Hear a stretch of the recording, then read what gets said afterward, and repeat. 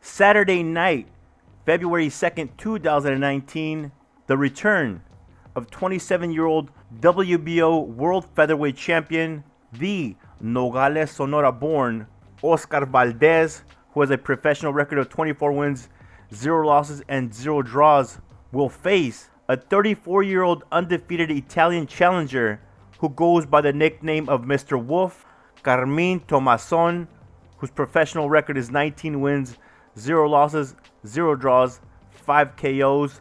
The last time Valdez was in the ring was on March 10th, 2018 in a Fight of the Year contender against Scott Quigg.